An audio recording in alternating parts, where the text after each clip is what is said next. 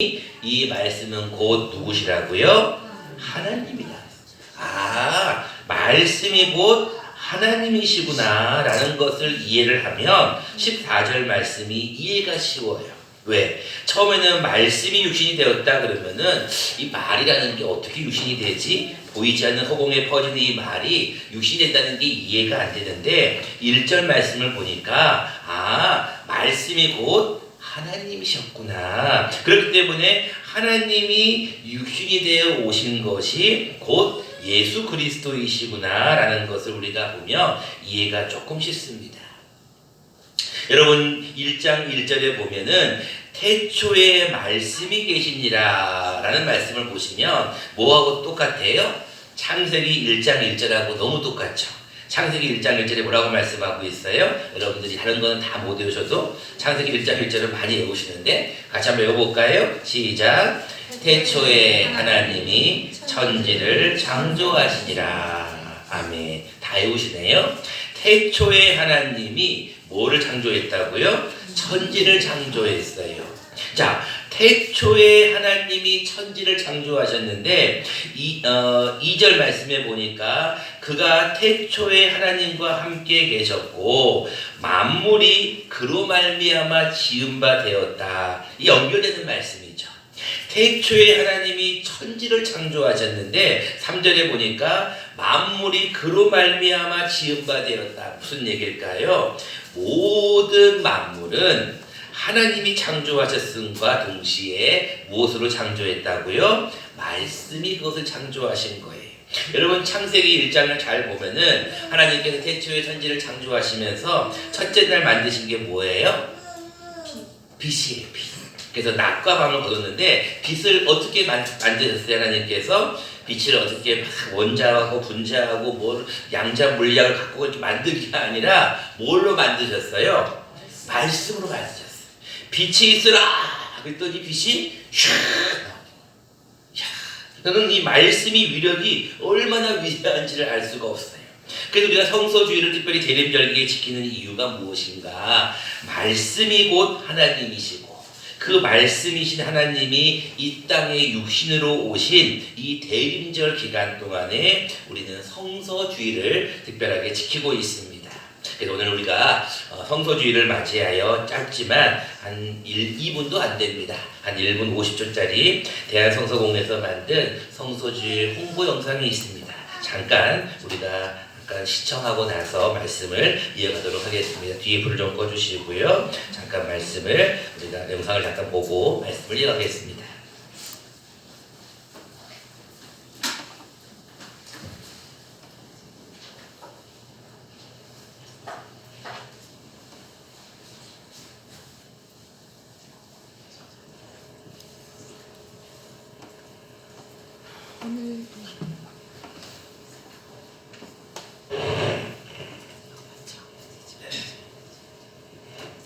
내 밑에 화면에 인터넷줄이 걸려 있어요.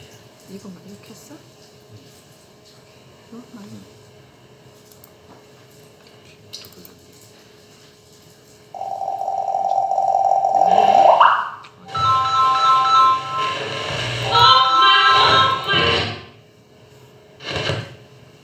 성서주의라고 맨 밑에 보면은 인터넷 화면에 바탕에 깔려 있어요. 유튜브 보시면 맨 밑에.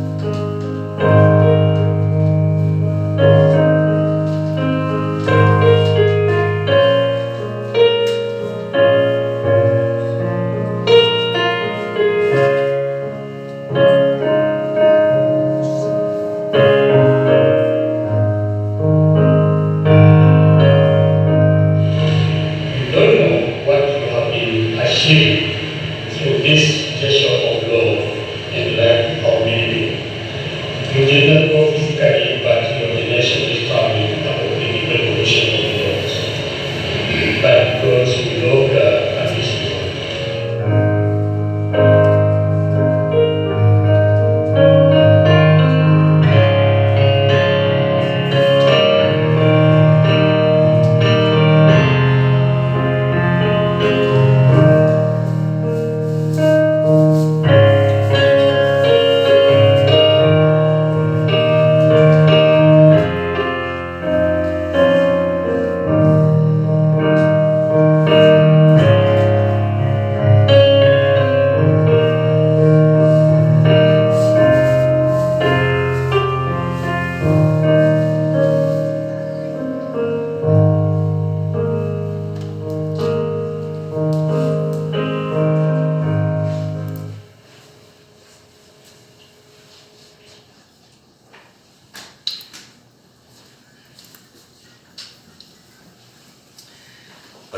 번째만 잠깐 보셨나요? 우리나라 성경이 처음으로 들어왔을 때의 모습하고 또 지금 이제 외국에 말씀이 필요한 많은 나라에 대해서 잠깐 언급을 하고 있는데요. 사실 여러분들 우리나라도 처음에 성경이 들어왔을 때 이 영국의 성서공회에서 굉장히 많은 지원을 해줬어요.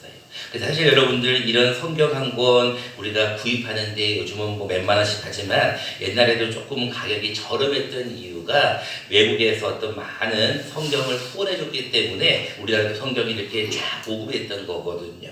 여기 맨 끝에 화면 보시면 어떤 여인이 이렇게 눈물을 흘리고 있는 모습을 보잖아요. 사실 말씀이라는 것은 생명을 살리는 굉장히 중요한 것이기 때문에 우리가 꼭 말씀은 우리가 꼭 가까이 하는 게 중요하다는 것을 영상을 통해 여러분들 잠깐 보셨을 거라고 생각합니다.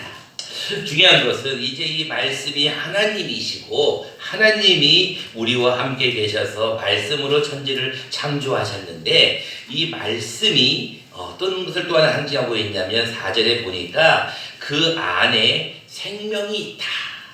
4절 말씀에 말씀 안에 생명이 있다는 거예요. 여러분 말씀을 보면 사람이 살아나는 거예요.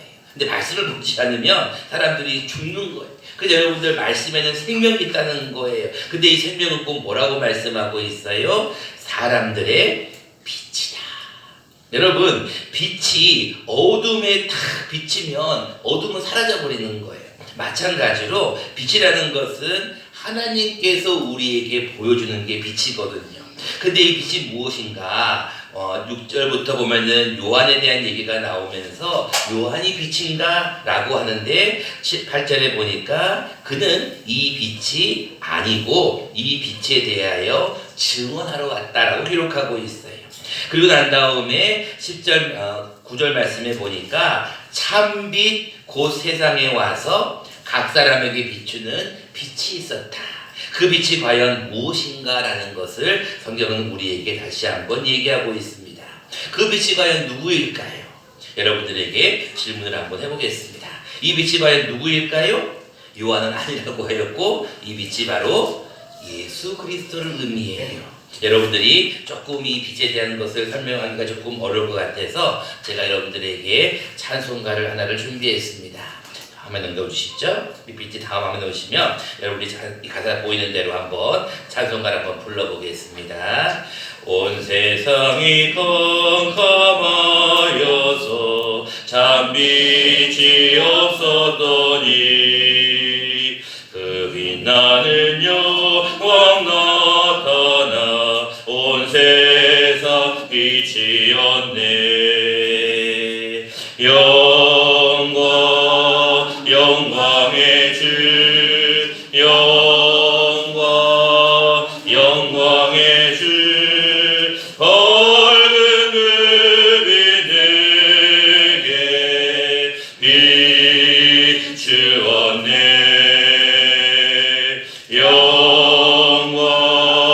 영광의 주 영광의 주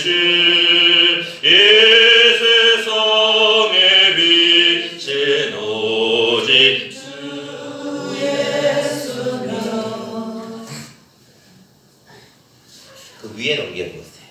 PPT 위로. 조금 더 위로요. 그렇군요. 여러분들이 찬송가 84장에 나와 있는 건데 여러분들이 영광의 주 이 세상의 빛은 누구라고 나와 있냐면 오직 주 예수님이다라고 나와 있어요. 자, 이제 여러분들이 정리가 조금 됩니다. 말씀은 곧 하나님이시다. 그리고 말씀이 태초부터 계셨다. 그리고 또한 하나님은 이 세상에 생명의 빛을 우리에게 주셨다라는 것이에요. 자, 그리고 이 빛을 주신 분은 누구이시다? 곧 예수님이라는 거예요. 우리가 이 예수님을 뭐하기만 하면, 영접하기만 하면 우리 모두는 다 뭐가 되냐면 하나님의 자녀가 된다라고 말씀하고 있어요. 우리 1장 12절 말씀은 여러분들 너무나 중요한 말씀이고 다 아는 말씀이기 때문에 같이 한번 우리가 외워보도록 하겠습니다. 보시면 되고요. 읽어보겠습니다. 시작. 영접하는 자 곧 그 이름을 믿는 자들에게는 하나님의 자녀가 되는 권세를 주셨으니. 아멘. 여러분 참 빛이신 예수님을 영접하면은 여러분들 이제 뭐가 되는 거예요? 하나님의 자녀가 된다는 거예요.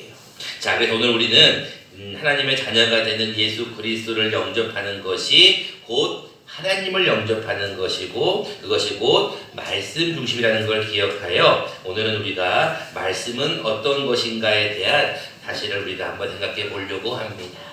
첫 번째, 말씀은 무엇인가 라고 봤더니 말씀은 하나님의 놀라운 능력이다라는 것을 말씀하고 있습니다. 1장 3절을 다시 한번 보겠습니다. 만물이 그로 말미암아 지은 바 되었으니 지은 것이 하나도 그가 없이는 된 것이 없다라고 말씀하고 있어요. 여러분은 히브리서 4장 10절에 뭐라고 말씀하고 있어요? 하나님의 말씀은 살았고 하나님의 말씀은 운동력이 있는 거예요. 여러분들 이 성서주의를 기억할 것은 뭐냐면 말씀은 놀라운 능력이 있다는 것을 꼭 기억하셔야 돼요. 여러분들 말씀은 하나님의 놀라운 능력을 갖고 있기 때문에 여러분들이 말씀 생활을 하게 되면 여러분들도 놀라운 능력을 소유하게 되는 거예요. 여러분들 꼭 이번 주간에는 말씀을 좀 가까이 할 수 있는 여러분 되시기를 바랍니다. 우리 교인들이 제적이 이제 정리를 하다 보니까 한 31명 정도로 정리가 되는데 지금 올해 1년을 정리하다 보니까 10분이 성경을 일독을 하셨어요. 여러분 거의 3분의 1이 말씀을 읽었다는 것은 굉장히 귀한 겁니다. 또 성경 필사도 벌써 4권이나 하고 있고 지금 5번째가 들어가고 있어요. 또 많은 분들이 개인적으로도 하신다는 것을 누르고 있습니다.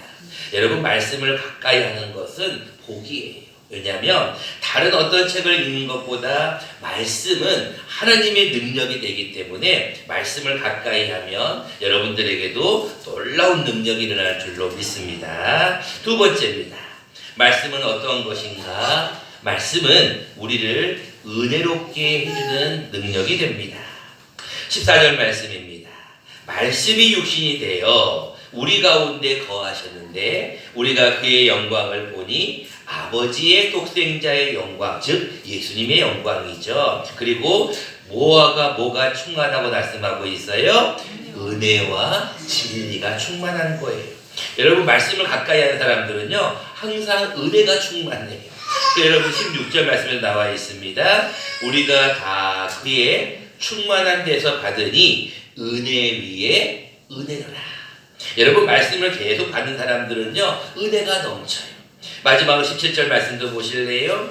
율법은 모세로 말미암아 주어진 것이지만 은혜와 진리는 예수 그리스도로 말미암아 온 것이다. 여러분 말씀을 가까이 하시는 분들은 늘 은혜가 넘치는 것 같아요. 그러니까 여러분 말씀을 가까이 하시는 분들은 말을 할 때도 은혜가 되고 생각하는 것도 은혜가 되고 행동하는 것도 은혜가 될 줄로 믿습니다. 어떠한 목사님이 그런 얘기를 해요. 조금 큰 교회의 목사님이신 것 같은데 자신이 설교 말씀을 하는 것이 너무나 좀 버겁다라는 거예요. 사실 여러분 저도 마찬가지지만 저도 주일날 같은 경우는 새벽 예배부터 주일 2번의 예배하고 오후 예배까지 4번을 설교하잖아요. 매일매일 새벽 예배도 마찬가지고 수요예배도 마찬가지지만 설교 한 편을 만들기가 사실은 쉬운 것은 아니에요. 여러분들 들을 때는 그냥 그 말씀이 그 말씀 같지만 어떤 말씀을 통해서 어떤 걸 뽑아낸다는 게 쉬운 일은 아니거든요. 근데 그 목사님도 아마 그랬던 것 같아요. 제가 오늘 새벽에도 설교를 하다가 이 빌라도가 생각이 안 나는 거예요. 그래서 저도 모르게 베드로라고 얘기를 하면서 빌라도를 찾아야 되는데 빌라도가 원고에 보니까 있는데 그걸 못 찾겠는 거예요. 여러분 가끔씩 그럴 때가 있거든요. 그 목사님도 아마 설교에 대한 부담감이 있었던 것 같아요. 그래서 하나님 앞에 좀 투정 아닌 투정을 부리다가 이렇게 있는데 하루는 강대상에 탁 올라가서 설교를 하려고 성경 말씀을 탁 펴고 설교를 하려는데 갑자기 말씀이 하얀 백지로 보이는 거예요. 여러분 생각 한번 해보세요. 무슨 영화에 나오는 것처럼 무슨 말씀이 쫙 사라져 버리는 거예요. 깜짝 놀라는 거예요. 분명히 본문을 가지고 설교를 해야 되는데 수많은 사람들이 자기를 보고 있는데 설교를 탁 하려고 하는데 말씀이 안 보이는 거예요. 그래서 자기 눈이 이상해진다고 눈을 심해봤대. 근데 아니라는 거예요. 눈은 정상이라는 거예요. 근데 다른 옆에 글씨는 보이는데 성경 말씀의 글씨가 다 사라져버리는 거예요. 너무나 놀래가지고 설교를 어떻게 할까 고민을 하고 있을 때 잠이 깼다는 거예요. 그런 얘기를 제가 잠깐 들으면서 이 말씀이 만약에 없었더라면, 우리에게 말씀이라는 게 사라졌더라면 우리는 어떻게 살아갈까를 생각해. 여러분, 말씀은 하나님의 말씀이기 때문에 우리가 말씀을 들을 때는 항상 그 말씀이 곧 하나님이 하신다라는 생각을 갖고 우리가 말씀을 받아야 돼요. 특별히 여러분, 강대상에서 말씀이 선포될 때는 이 말씀이 하나님의 음성이다라고 들으셔야 돼요. 여러분, 사람의 말도 굉장히 권위가 있는 사람의 말이가 있잖아요. 근데 하나님은 말씀하시는 게 정확하세요. 그리고 하나님의 말씀은 아주 능력이 있어요. 그렇기 때문에 여러분들, 말씀을 가까이 하시는 분들은 늘 은혜가 넘치는 것 같아요. 디모데전서 이렇게 말씀하고 있습니다. 너희가 하나님의 말씀과 기도로 거룩하여집니다 라고 말씀하고 있어요. 여러분들이 하나님 앞에 나아갈 때는요, 늘 말씀 생활을 하는 것이 은혜의 비결이라는 걸 기억하시기 바랍니다. 이제 말씀을 맺고자 합니다. 이제 이 대림절기에 우리가 예수 그리스도의 탄생을 기다리고 있습니다. 예수님이 이 땅에 어떤 모습으로 오시는가? 많은 분들은 마국간의 어떤 작은 자의 모습으로 오신다라고 하시지만 또 한 가지의 모습이 있는데 그것이 바로 말씀으로 이 땅에 오셨다는 거예요. 여러분들에서 특별히 12월 둘째 주일을 우리가 성서주일로 시키는 것은 이 말씀의 중요성을 다시 한번 우리에게 강조하고 있습니다. 요한계시록 1장 3절 말씀입니다. 이 예언의 말씀을 듣는 자와 이 예언의 말씀을 읽는 자와 그 가운데 기록된 것을 다 지켜 행하는 자가 복이 있다라고 그랬어요. 여러분들도 말씀을 늘 들으세요. 그리고 말씀을 여러분들도 읽으세요. 그리고 그 말씀대로 기록된 것을 행하려고 노력하면 하나님이 그에게 복을 주시는 거예요. 여러분, 이번 주간은 특별히 말씀으로 이 땅에 오신 예수님을 생각하면서 늘 말씀을 가까이 하는 저와 여러분 되시기를 간절히 축원합니다.